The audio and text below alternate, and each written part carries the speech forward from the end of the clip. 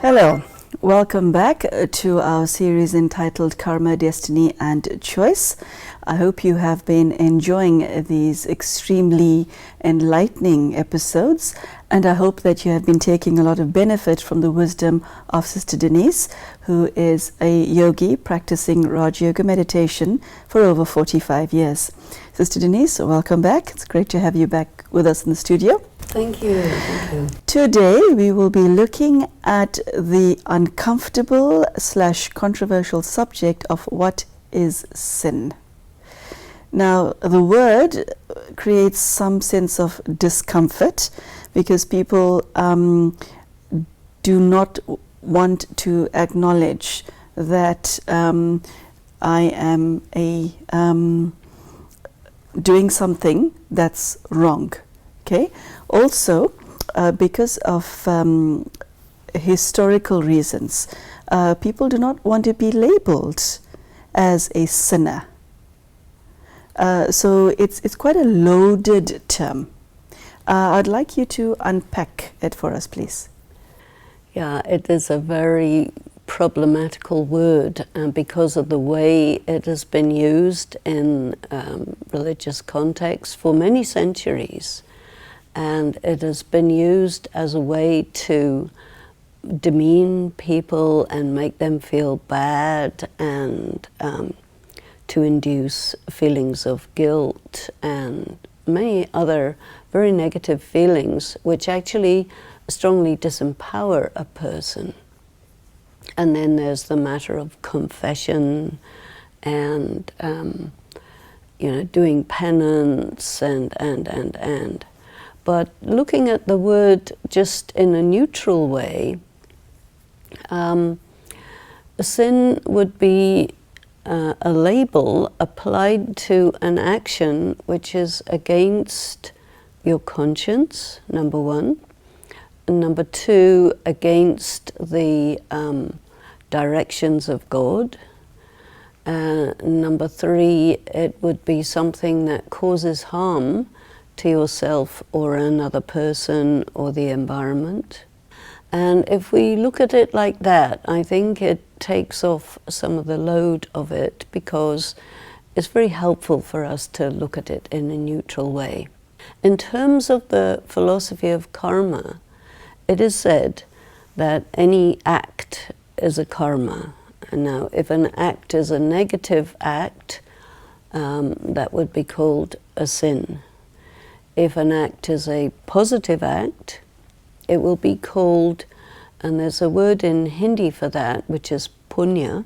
And when we translate it into English, we generally say charity, but punya extends much further than the actual meaning of charity. So I prefer to stick with the Hindi word. I think we can learn this word, punya, which means an act which is very positive because it causes the circumstances to be favorable.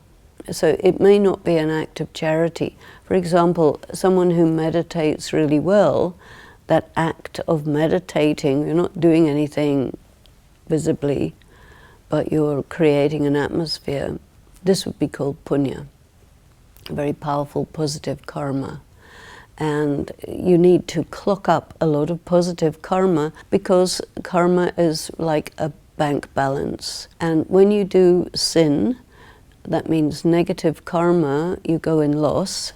And when you do punya, positive karma, you go in profit.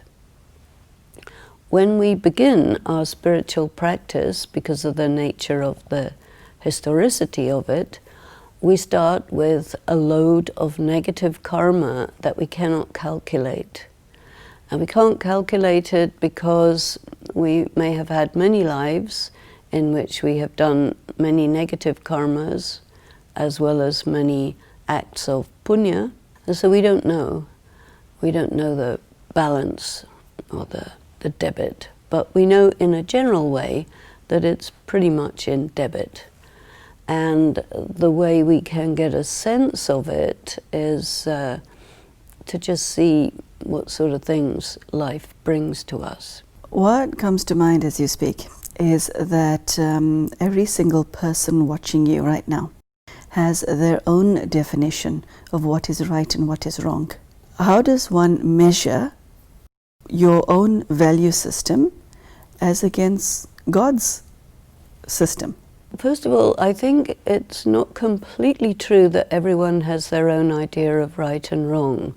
There are variations, but I think that most people will create a personal ethical policy that is a combination of their religious background, which plays a very substantial role, how they were raised in their families, which plays a very substantial role there, how their schooling impacted their sense of right and wrong, and then their relationship with their conscience.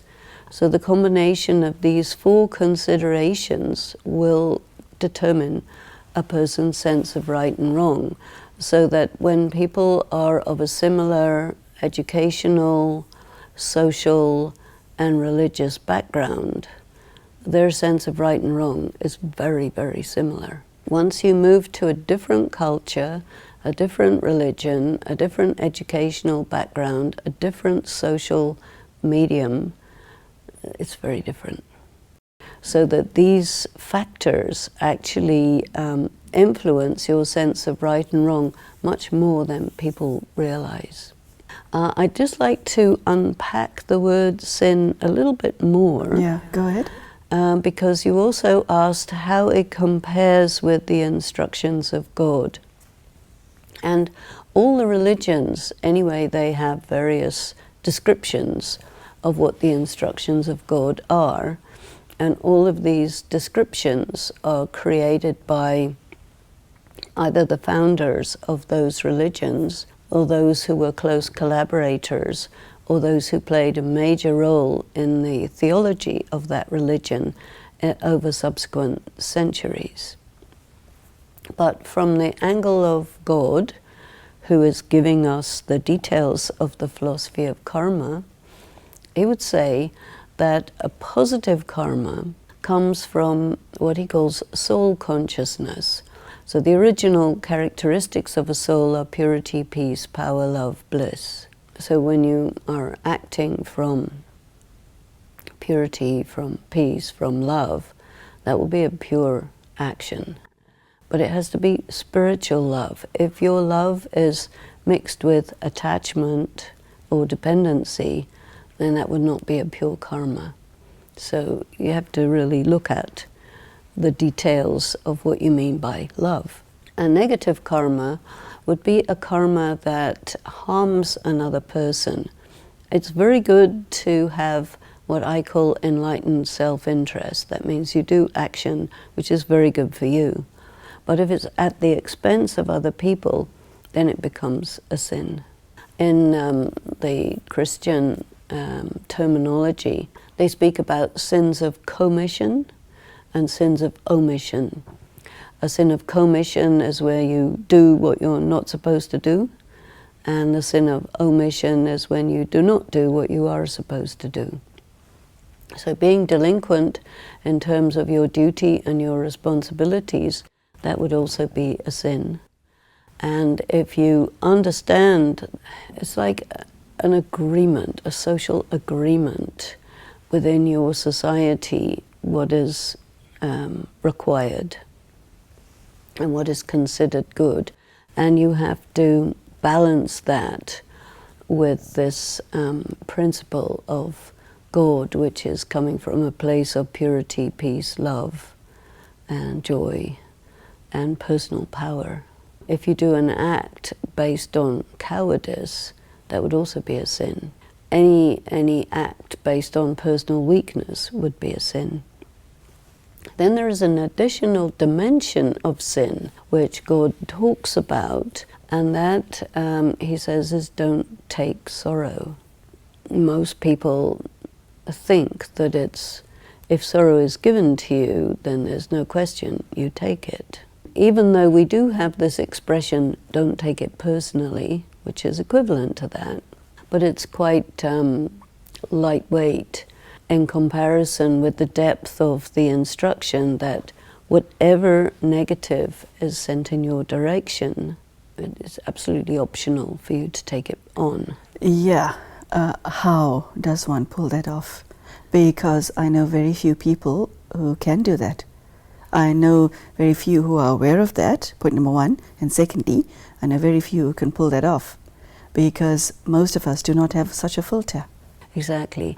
And because the religions in general don't talk about not taking sorrow, it's a new practice or a new habit that needs to be cultivated within oneself in one's spiritual practice. People already know don't do bad things. They also know do what you have to do. That we already have it more or less, intellectually at least. We do it. But nobody has created, as you rightly say, the internal equipment for not taking sorrow. So we need to look at it in depth. The first thing is, when you meditate, you're drawing energy from God. And that energy, which is also called power, takes the form of particular capacities to manage negativity which is sent in your way, such that you neutralize it, you don't take it in, you manage it so that it is not a problem. Another thing is you have to learn to be fast, because when something negative comes your way, it's instant. And because you have no defense, it goes right in, and it goes in deep. Another aspect is that you have been taking sorrow for your whole life, time to time, and maybe for many lives you have been taking sorrow. So there is a very deep sanskara of taking sorrow. So to neutralize that sanskara is another piece of work. There is the law of karma. There's bad karma, which is sin, and then there's good karma. Is there an onus on somebody who is spiritually minded and who wants to ameliorate the quality of their lives to stop performing sin? Oh, there definitely is an onus on such a person. Okay, so is there a rule book somewhere as to what actions and words and thoughts are sinful and what's not? I don't think it's useful to have a list like that. It's better, in my opinion, to really refine and activate your conscience, because this is a natural instrument within your consciousness that will tell you immediately if something's right or wrong.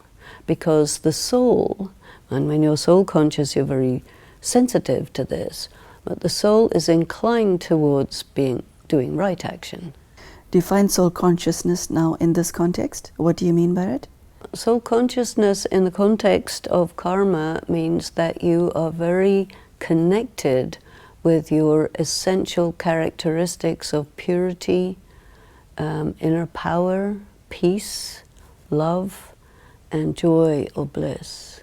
You're in your personal power, you're in your self-regard, your self-honor, and your dignity, and all these things are lined up so that how you perform corresponds exactly to what you are and who you are. In contrast to that, what we call body consciousness is when you are sort of existing on the surface of your body and beyond.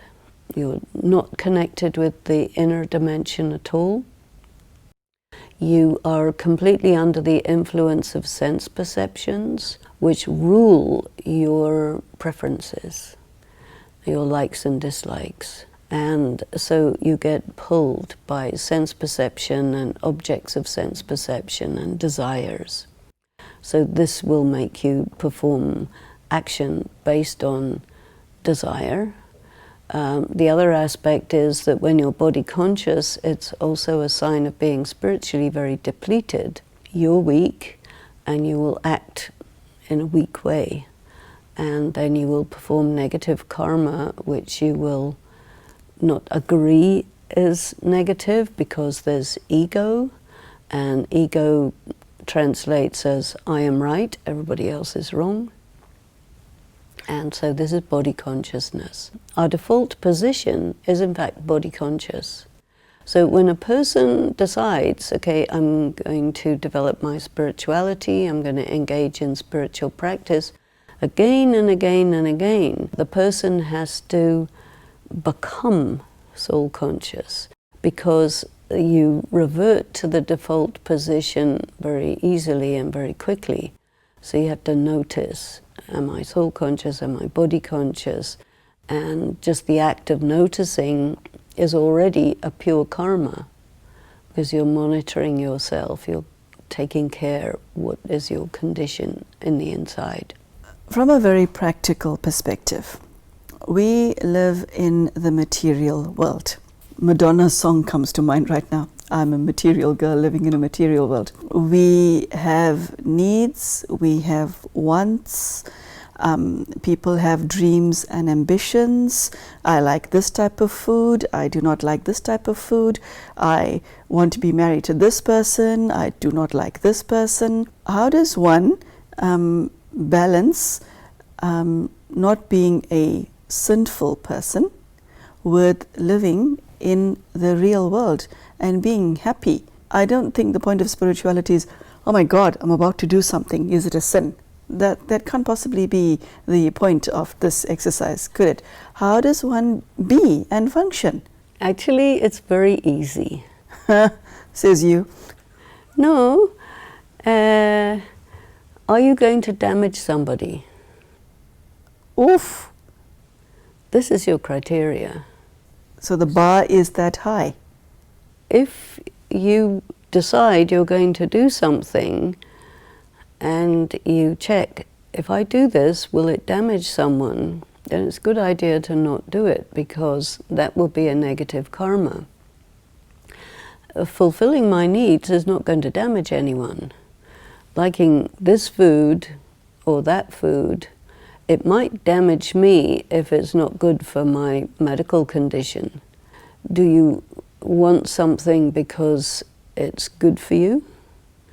It corresponds to what your body needs? Or are you disconnected from your body to the point that you just want something because it tastes good, even though you know it's going to damage you, you see?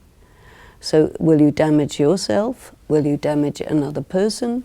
Will you damage the environment? And if you will, it'll be a negative karma. So if you have an ambition, which is very good for you and is very good for the rest of the world, what's wrong with that?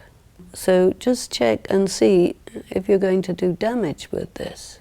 In previous episodes, I heard you refer to the Gita a lot, and you use the word Srimad Bhagavad Gita. How does that term fit into the understanding of what is sin and what's not, and how we should conduct ourselves? Yeah, it's a very important word and concept as well. Along with the word Shrimat, there are two other words that go with it. One is Parmat and one is Manmat. And these are translated in various ways. But the way I think about it is a little different. Shrimat is clearly and historically understood to mean the highest ideas or ideology, and that comes from God. Parmat comes from people. So the prevailing social attitudes which dictate the morality and the views of a society in a general way are created by the elite, usually males, of a particular society. And then their opinions are propagated through the media, through the education system, through the religion, through the culture. And so people pick it up and they go along with it because they're used to it.